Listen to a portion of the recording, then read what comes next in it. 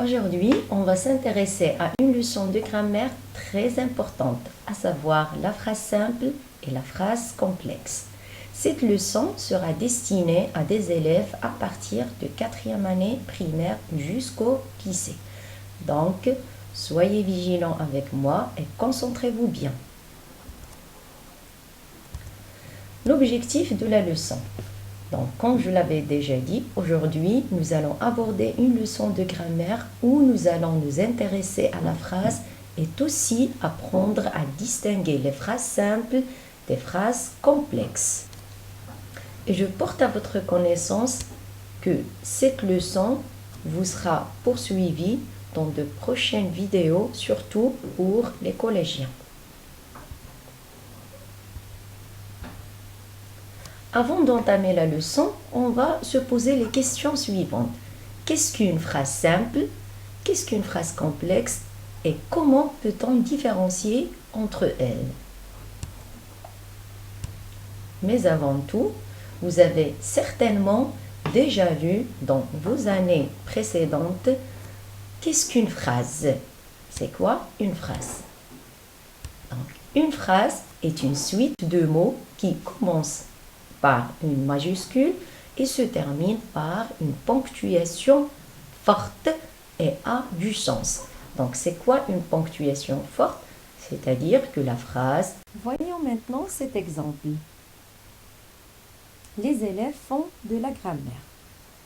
C'est une phrase. Pourquoi? Parce qu'elle commence par une majuscule et se termine par une ponctuation forte. Ici, il s'agit d'un point. Et surtout, elle a un sens. Le deuxième exemple, on a les élèves, récréation, cahier. Ici, il ne s'agit pas du tout d'une phrase. Pourquoi? Parce que ce groupe de mots n'a aucun sens.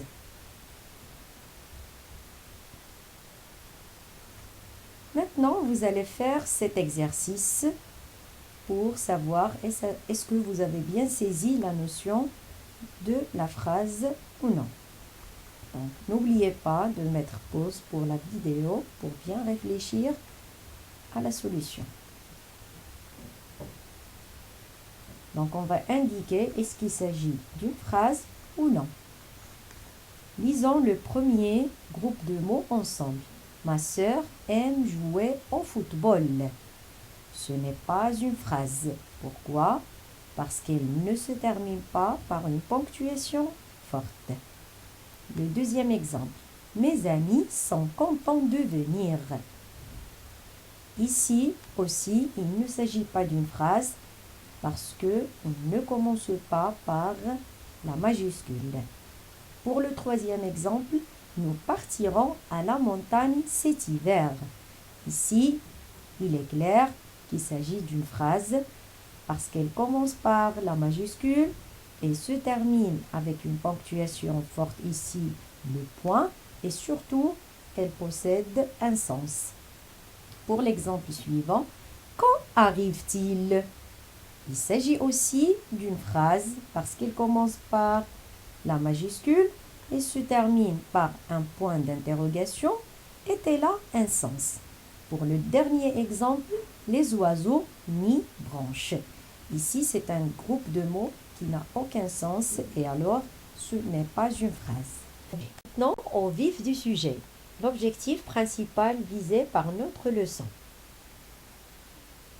On va voir c'est quoi la phrase simple et c'est quoi la phrase complexe. Une phrase est dite simple si elle contient un seul verbe conjugué. Par contre, elle est complexe si elle contient plusieurs verbes conjugués.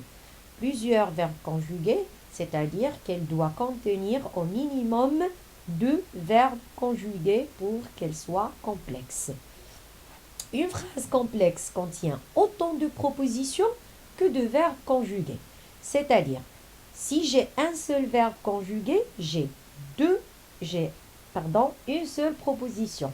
J'ai 2 verbes conjugués, j'ai 2 propositions. J'ai 10 verbes conjugués par exemple, j'ai 10 propositions. Et ainsi de suite. Maintenant, on va se demander, c'est quoi d'abord une proposition? Eh bien, les propositions sont des groupes de mots unis autour d'un verbe généralement conjugué. Et surtout, à ne pas confondre les propositions avec les prépositions qui sont des mots invariables comme avec, sans S-A-N-S, de, à accent grave, etc. Voyons ensemble cet exemple. Tous les jours, mon père regarde le journal télévisé. Combien j'ai de verbes conjugués dans cette phrase? J'ai un seul verbe conjugué, c'est le verbe regarder. Combien j'ai de propositions alors? Donc, puisque j'ai un seul verbe conjugué, donc j'ai une seule proposition. Et par conséquent, c'est une phrase simple. Voyons le deuxième exemple. Je prends mon élan et saute le plus loin possible. Je prends mon élan, c'est-à-dire je prends mon courage. Donc, combien y a-t-il de verbes conjugués? Il y en a deux. Je prends, le verbe prendre, saute, le verbe sauter. J'ai deux verbes conjugués, alors j'ai deux propositions, donc c'est une phrase qui est complexe. Donc vous allez faire encore une fois cet exercice pour vérifier votre compréhension. Donc, est-ce qu'il s'agit d'une phrase simple ou complexe? Commençons avec la première phrase. Je crois que tu aimeras cette surprise. Je crois que tu aimeras cette surprise. Donc, toujours commencer par déterminer les verbes conjugués dans la phrase. On a je crois, c'est le verbe croire, aimera, le verbe aimer. Puisque j'ai deux verbes conjugués, donc j'ai deux propositions, alors c'est une phrase complexe. Pour la deuxième phrase, chaque jour, nous écrivons une dictée. La même chose. Les verbes conjugués, on a le verbe écrire, nous écrivons. Donc, un seul verbe conjugué, une seule proposition, c'est une phrase simple. Pour le troisième exemple, je l'ai rencontré il y a longtemps. Je l'ai rencontré, ici, on a un seul verbe conjugué, et rencontrer. Attention, c'est un verbe qui est conjugué au passé composé. Donc, AI ici, c'est l'auxiliaire avoir, rencontrer, c'est le participe passé. Tout ça, c'est le verbe rencontrer au passé composé. Donc, un seul verbe conjugué, une seule proposition, c'est une phrase simple. Pour le dernier exemple, mes amis viendront, puis nous irons au cinéma. Donc, le verbe conjugué, ici, on a viendront, le verbe venir, puis iront, le verbe aller. J'ai deux verbes conjugués, j'ai deux propositions, donc c'est une phrase complexe. Je vous ai rajouté ici une deuxième tâche à faire. Dans les phrases complexes, précédemment déterminées, on va séparer les propositions par un trait. Donc, les deux propositions en question, je crois que tu aimeras cette surprise et mes amis viendront, puis nous irons au cinéma. Donc, pour la première phrase, je vais la délimiter par un trait. Donc, la première proposition, je crois. La deuxième proposition, que tu aimeras cette surprise. Pour le deuxième exemple, mes amis viendront, c'est la première proposition. La deuxième proposition, nous irons au cinéma. Commençons par la première. Je crois que tu aimeras cette surprise. Donc, la première proposition, c'est je crois. Voilà. La deuxième, que tu aimeras cette surprise. Donc, toujours mettez-vous dans votre tête que chaque proposition doit avoir son propre verbe conjugué. Donc, je crois que tu aimeras cette surprise, aimera. Pour la deuxième phrase, mes amis viendront, puis nous irons au cinéma. La première proposition, c'est mes amis viendront. La deuxième proposition, nous irons au cinéma. Puis, ici, c'est le mot de liaison. C'est le mot par lequel on a relié la première proposition à la deuxième proposition. Voilà. Maintenant, on va voir les phrases juxtaposées. Quand je parle des phrases juxtaposées, maintenant je ne parle que des phrases complexes. Donc c'est quoi les phrases juxtaposées? Une phrase complexe peut être construite par juxtaposition. Dans ce cas, les deux propositions qui composent la phrase sont séparées par un signe de ponctuation, que ce soit par une virgule ou bien un point-virgule, etc. Voyons cet exemple. J'ai fait un rêve. Je demande à ma mère sa signification. Donc, la première proposition, c'est j'ai fait un rêve parce qu'elle contient son propre verbe conjugué qui est le verbe faire et fait. La deuxième proposition, je demande à ma mère sa signification. Le verbe conjugué dans cette proposition, c'est le verbe demander. Donc maintenant, on va voir la première proposition est liée comment à la deuxième proposition? Eh bien, elle est liée grâce à la virgule. Donc, on va dire que les deux propositions sont juxtaposées. D'accord? Voilà. On a aussi des phrases complexes qui sont construites par coordination. On les appelle les phrases coordonnées. Une phrase complexe peut être construite par coordination. Dans ce cas, les deux propositions qui composent la phrase complexe sont séparées par une conjonction de coordination. Et on a déjà vu les conjonctions de coordination qui sont mais, ou et, donc ornicar, ou bien par un adverbe de liaison, comme puis, alors, ensuite, enfin, etc. Traitons cet exemple maintenant. J'ai fait un rêve et je demande à ma mère sa signification. C'est la même phrase de l'exemple précédent. Sauf que le lien qui unit les prépositions les unes aux autres qui a été changé. Donc, la première proposition, la deuxième proposition, et c'est le moyen de liaison. Et c'est une conjonction de coordination. Par conséquent, les deux propositions reliées sont des propositions coordonnées.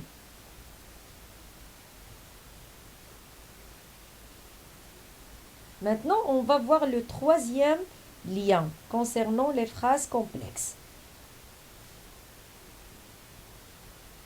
Mais avant cela, je vous demande de faire ce petit exercice.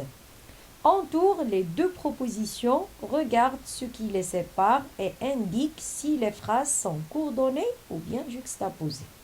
Commençons par la première phrase. J'ai fait mes devoirs, puis j'ai joué à la console. Donc, la première proposition, j'ai fait mes devoirs. La deuxième proposition, j'ai joué à la console. Le moyen de liaison, c'est l'adverbe puis. Donc, les deux propositions sont coordonnées. Pour le deuxième exemple, on a lit le texte, souligne tous les verbes. La première proposition est lis le texte, la deuxième tous les verbes. Les deux sont reliés à l'aide d'une virgule, donc ce sont deux propositions juxtaposées. Le troisième exemple, tu as eu peur car tu as vu un film d'horreur. La première proposition, je m'excuse, tu as eu peur. La deuxième proposition, tu as vu un film d'horreur. Les deux propositions sont reliées à l'aide de la conjonction de coordination car et par conséquent ce sont des propositions coordonnées. L'exemple suivant, la maîtresse corrige les cahiers et met une note.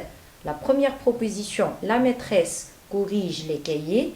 La deuxième proposition met une note. Les deux sont reliés à l'aide de la conjonction de coordination et alors ce sont deux propositions coordonnées. Le dernier exemple, les pompiers ont éteint le feu. Ils rentrent à la caserne. La première proposition, les pompiers ont éteint le feu. La deuxième proposition, il rentre à la caserne. Les deux sont reliés à l'aide d'une virgule, donc elles sont juxtaposées.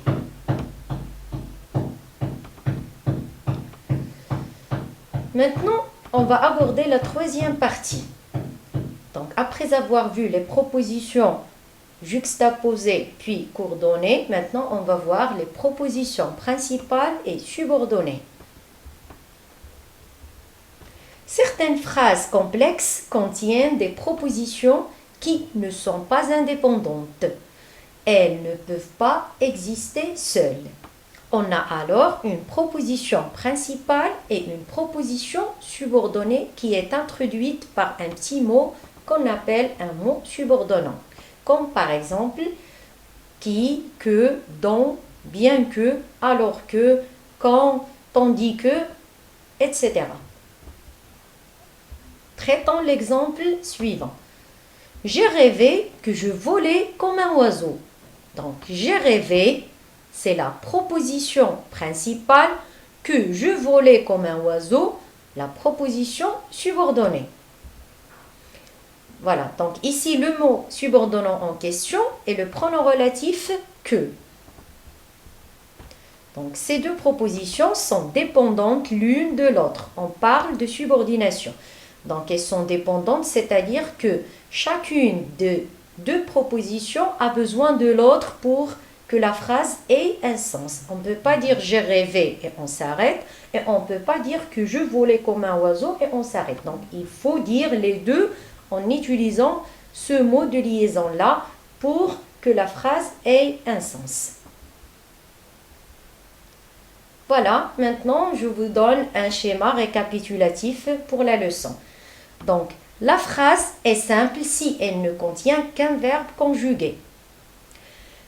Elle est complexe si elle contient plusieurs verbes conjugués. Chaque grande idée est alors appelée une proposition. Il y a autant de propositions que de verbes conjugués. Par exemple, 2 verbes conjugués égale 2 propositions.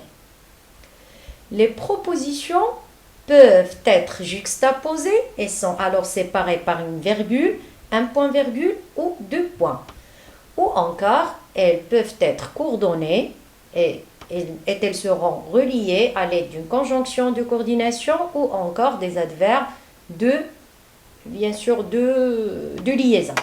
Voilà, c'est la fin de la vidéo. J'espère que vous avez bien saisi la leçon. Si vous avez aimé ma vidéo, n'oubliez pas de laisser un j'aime, partager la vidéo avec vos amis et surtout s'abonner à la chaîne sans oublier d'activer la cloche. Et enfin, merci de votre aimable attention et à la prochaine.